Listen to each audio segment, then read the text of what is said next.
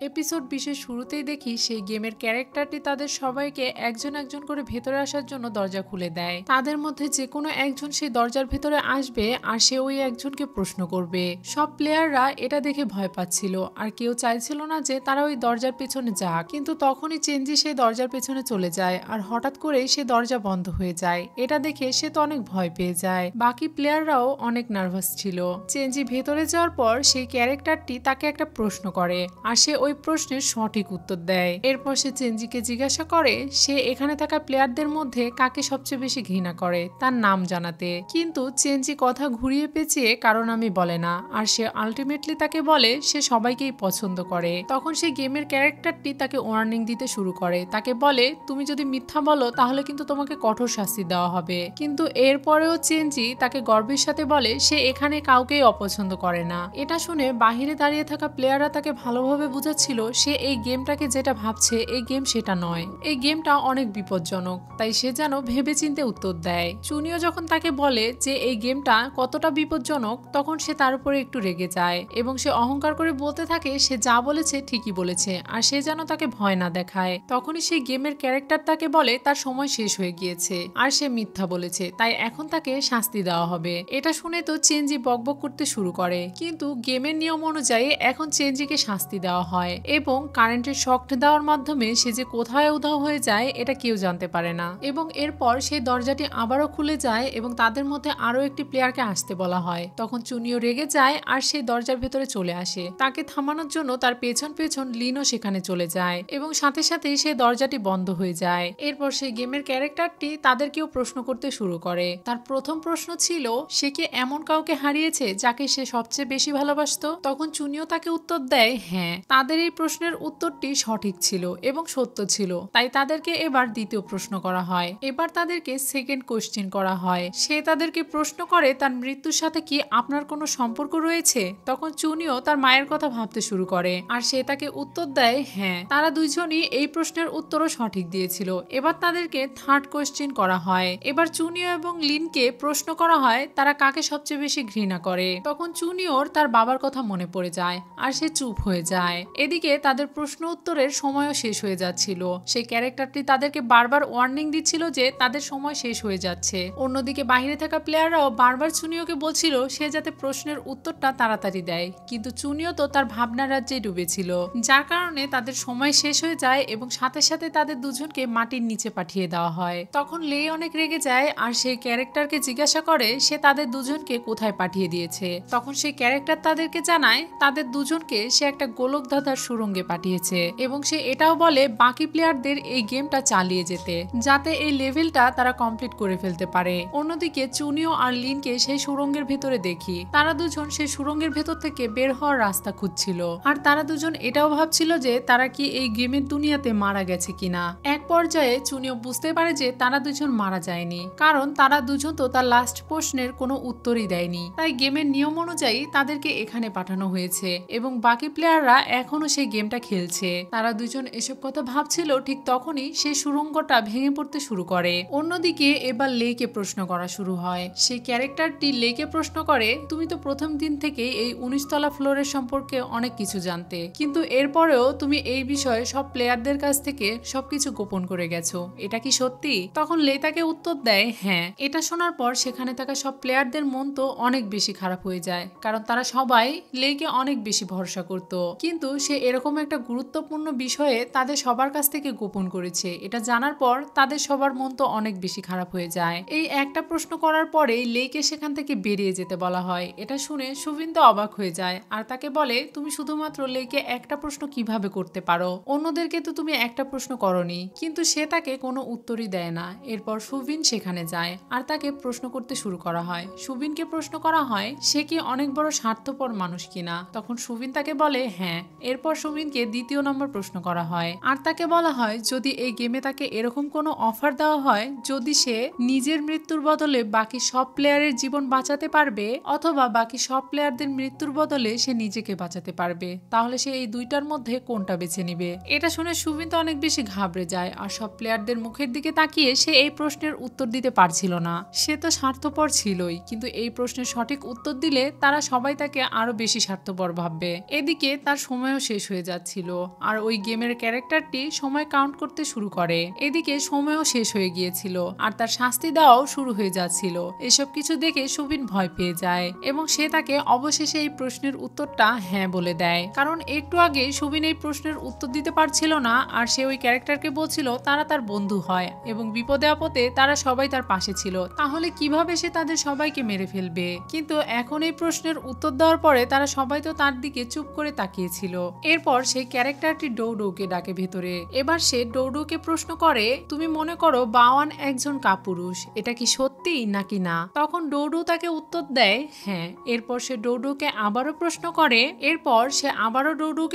করে, তুমি আমাকে বলো তুমি কি কখনো বাওয়ানকে মেনে নিতে পারবে, হ্যাঁ অথবা না এর মধ্যে উত্তর দিবে। এটা শুনে ডৌডৌ বাওয়ানের চোখের দিকে তাকাচ্ছিল আর সে এই প্রশ্নের উত্তর দিতে পারছিল না, মানে সে চাইছিল না এই প্রশ্নের উত্তর দিতে, যেটা দেখে বাওয়ানও বুঝে যায় যে সে এই প্রশ্নের উত্তর দিবে না। এরপর তার সময়ও শেষ হতে শুরু করে আর সেই ক্যারেক্টারটি আবারও সময় গণা শুরু করে। তার হাতে অল্প কিছু সময় বাকি ছিল।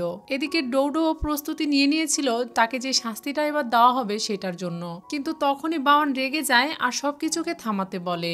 এটা বলার সাথে সাথে সেখানে সবকিছু থেমে যায়। তখন সে ওই ক্যারেক্টারকে বলে তুমি আমাকে প্রশ্ন করো আর ডৌডৌকে বিরক্ত করা বন্ধ করো, আমি জানি এই প্রশ্নগুলো শুধুমাত্র একটা ফাঁদ। তখন সেই ক্যারেক্টারটি তাকে বলে যদি সে তার প্রশ্নের উত্তর না দেয় তাহলে তাকে শাস্তি দেওয়া হবে। এটা শুনে বাওয়ান তাকে বলে ঠিক আছে, যদি শাস্তি দেওয়ারই হয় তাহলে তুমি আমাকে দাও, তুমি শুধু আজে বাজে প্রশ্ন করতে পারো আর আমাকে কাপুরুষ বলেছ তাই না? আমি আমার আপনজনের জন্য সাহসীও হতে পারি। আর তুমি তাকে প্রশ্ন করেছিলে যে সে আমাকে মেনে নিতে পারবে কিনা, সে আমাকে মেনে নিক বা না নিক, আমি তাকে অনেক পছন্দ করি। তোমাকে আমি প্রশ্ন করেছি, আমার মনে হয় তোমাকে কেউ কোনোদিন পছন্দই করেনি তাই না? তাই তুমি কোনোদিনও এটার মর্ম বুঝবে না। তখন সেই ক্যারেক্টারটি তাকে বলে আমি তৃতীয় প্রশ্ন করব, তাই আমাকে বিরক্ত করবেন না। তখন বাওয়ান আরো বেশি রেগে যায় আর তাকে বলে আপনি তো এখন তাকে এই প্রশ্নটা করবেন যে সে এখন তার মৃত্যু এবং আমার মৃত্যুর মধ্যে কাকে বেছে নিবে। কেউ কি কখনো নিজের মৃত্যু বেছে নিতে চায়? এটা আপনি আমাকে বলুন। আপনি এইসব ফালতু প্রশ্ন করে নিজেকে কি প্রমাণ করতে চান? দয়া করে আপনার এসব ফালতু প্রশ্ন করা বন্ধ করুন। আমি ডৌডৌকে বিশ্বাস করি এবং আমি সুফিনকেও বিশ্বাস করি, তাদের নিজের প্রত্যেকেরই অধিকার আছে নিজের জীবনকে বাঁচানোর। এরপর সে ডৌডৌ এর কাছে যায় আর তাকে বলে তুমি কি আমাকে বিশ্বাস করো? তাহলে তুমি তার একটা প্রশ্নেরও উত্তর দিবে না, এমনকি এখানে থাকা তোমরা কেউ তার কোনো প্রশ্নের উত্তর দিবে না। তখন ডৌডৌ বাওয়ানের হাত ধরে আর তাদের সবাইকে বলে তুমি ঠিকই বলেছো, আমরা কেউ এখন থেকে তার কোনো প্রশ্নের উত্তর দিব না। তখনই লেই জোরে জোরে হাসতে শুরু করে। এরপর সে ওই ক্যারেক্টারকে প্রশ্ন করে দরজায় এই আলোগুলো লাগানো রয়েছে আমাদের সত্য অথবা মিথ্যা প্রমাণ করার জন্য তাই না? কিন্তু আমার মনে হয় এই আলোগুলো আমাদের সত্য মিথ্যা কোনোটাই ধরতে পারে না। এটা শুনে সে ক্যারেক্টার তাকে বলে তুমি আমাকে প্রশ্ন কেন করছো? প্রশ্ন আমি তোমাদেরকে করব, গেমের নিয়ম অনুযায়ী আমাকে এভাবেই সেট আপ করা হয়েছে। তখন লেই তাকে বলে ঠিক আছে, তাহলে গেমের নিয়ম আবারও বলা যাক। আপনি বলেছিলেন একটা প্রশ্নের একটাই উত্তর, যে সেই প্রশ্নের উত্তর না দিতে পারবে তাকে শাস্তি দেওয়া হবে, কিন্তু আপনি তো কখনোই এটা বলেননি যে কে সেই প্রশ্নের উত্তর দিবে এবং প্রশ্নটাই বা কে করবে। তাই আমি আপনাকে প্রশ্ন করছি, আপনি আমাকে সেটার উত্তর দিন। এই আলোগুলো আসলেই নির্ধারণ করতে পারে না যে কে মিথ্যা বলছে তাই না? আপনি আমাকে হ্যাঁ অথবা না এ উত্তর দিন। তখন সেই ক্যারেক্টারটি তাকে নো বলে এবং সে তাকে বলে তুমি আমাকে এ ধরনের প্রশ্ন করতে পারো না। তখন লে তাকে বলে আপনি কিছুক্ষণ আগে আমাদের কি ধরনের প্রশ্ন করেছেন মনে আছে? আপনি আমাদের আবেগ নিয়ে খেলেছেন এবং আমাদের ওপরে চাপ সৃষ্টি করেছেন। আপনি একটু আগে সুবিনকে কি প্রশ্ন করেছিলেন মনে আছে? আপনি তাকে বলেছিলেন যে সে আমাদেরকে এবং নিজের মাঝে কাকে বেছে নিবে। তখন সে আপনাকে উত্তর দিয়েছিল যে সে নিজেকে বাঁচাবে এবং আমাদেরকে মেরে ফেলবে। কিন্তু একটু পরে যখন আপনি ডৌডৌকে প্রশ্ন করলেন আর সে আপনার প্রশ্নের উত্তর দিচ্ছিল না, তখন কিন্তু সুবিন এগিয়ে এসে আপনাকে রিকোয়েস্ট করছিল যে সে আপনার তৃতীয় প্রশ্নের উত্তর নিজেই দিবে। সে জানতো যে সে আপনার প্রশ্নের উত্তর ভুল দিলে তার মৃত্যু হতে পারে, কিন্তু এরপরেও সে ডৌডৌকে বাঁচানোর জন্য আপনার কাছে এগিয়ে আসে। এর মানে বোঝা যাচ্ছে যে সুবিন আসলে স্বার্থপর নয় আর সে নিজেকে বাঁচানোর জন্য আমাদেরকে মারতেও চায় না। তাই এখানেই প্রমাণিত হয় যে আপনার ওই মেশিনটি ভুল আর আমরা মিথ্যা বলছি কিনা সেটা আপনার ওই আলোর মেশিন ধরতে পারে না। এই তর্কে লেই জিতে যায় এবং লেই এখন সে ক্যারেক্টারকে শাস্তি স্বরূপ বলে যাদেরকে সে শাস্তির জন্য পাঠিয়েছে তাদেরকে যেন সে ফিরিয়ে দেয়। তখন সেই ক্যারেক্টার তাদেরকে বলে কংগ্রাচুলেশন, তারা এই গেমটা জিতে গিয়েছে। এটা বলেই ডৌডৌ স্টুডিওর দরজাটা খুলে দেওয়া হয় এবং সে দ্রুত সেখান থেকে চলে যায়। এখন তারা সবাই চুনিও আর লিনকে নিয়ে চিন্তা করছিল।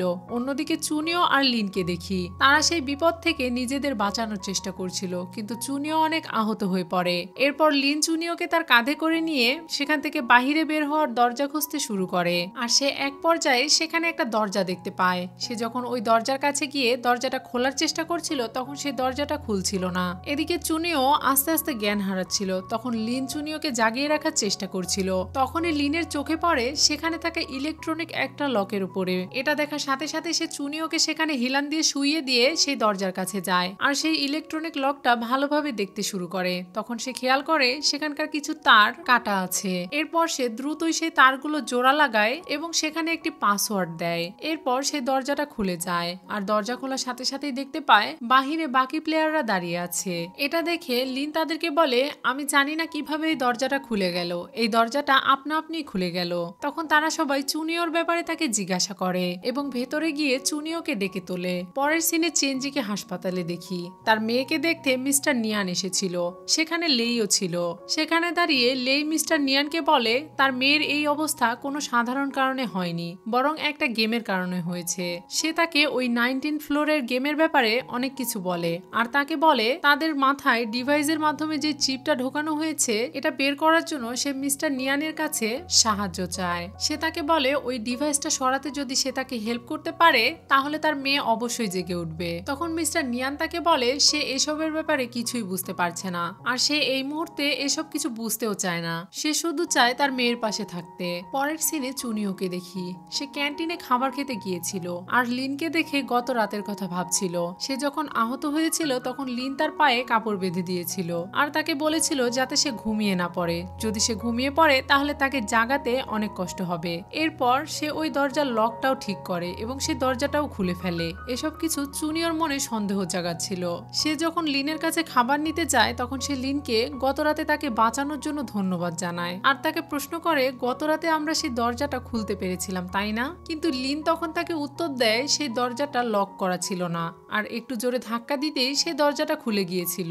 তার মুখে এইরকম কথা শুনে চুনিওর মনের সন্দেহটা আরো বেশি বেড়ে যায়। সে ওখানে বসে খাবার খাচ্ছিল আর লিনের দিকে নজর রাখছিল। তখন সে খেয়াল করে লিনের পকেটে থাকা সেই ছোট্ট নোটটা সে ওখানে রেখে অন্য কোথাও চলে গেছে। চুনিও চাইছিল সেই নোটটা চুরি করে নিতে কিন্তু সে পারে না। তখন সে দ্রুত লিন যে রুমে থাকে সেখানে চলে যায় আর সেখানে খুঁজলে সে একটা ল্যাপটপ খুঁজে পায়। এটা দেখে তার মনের সন্দেহ তো আরো বেশি বেড়ে যায়। সে ভাবতে শুরু করে একজন সাধারণ রান্না করার লোকের কাছে এই ল্যাপটপটা কিভাবে আসলো। অন্যদিকে মিস্টার নিয়ান তিয়ানজিন কোম্পানিতে মিস্টার ইয়ানের সাথে দেখা করতে আসে। সে ওই গেমিং ডিভাইসটা তার কাছে নিয়ে এসেছিল আর তাকে বলে তার মেয়েকে যেন সে ওই গেম থেকে বের করে দেয় এবং তাকে জাগিয়ে তোলে। কিন্তু মিস্টার ইয়ান তাকে জানায় সে গেমের নিয়ম ভঙ্গ করতে পারবে না। তার মেয়ে সাময়িক সময়ের জন্য অচেতন আছে কিন্তু সে তাকে খুব তাড়াতাড়ি জাগিয়ে তুলবে। মিস্টার ইয়ান মিস্টার নিয়ানের কাছে রিকোয়েস্ট করে যাতে সে তাকে বাধ্য না করে গেমের নিয়ম ভঙ্গ করার জন্য এবং তাকে ইমোশনাল ভাবে বলে সে তার মেয়েকে খুব দ্রুতই জাগিয়ে তুলবে।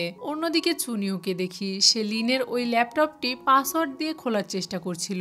অন্যদিকে লিনকেও ফিরে আসতে দেখি। সে তার রুমের দরজার কাছেই চলে আসে এবং আজকের এই এপিসোডটি এখানেই শেষ হয়ে যায়। তো ভিউয়ার্স, এই ড্রামাটি আপনাদের কাছে কেমন লেগেছে তা আমাকে কমেন্ট বক্সে কমেন্ট করে অবশ্যই জানাবেন। আর যারা এই ড্রামাটির পরবর্তী পর্ব দেখতে চান তারা আমার চ্যানেলে সাবস্ক্রাইব করে বেল বাটনে অলে ক্লিক করে রাখবেন যাতে ভিডিও পোস্ট করার সাথে সাথে নোটিফিকেশন সবার আগে আপনার কাছে পৌঁছে যায়। আজকের মতো এখানেই বিদায়। কথা হবে অন্য কোনো ভিডিওতে।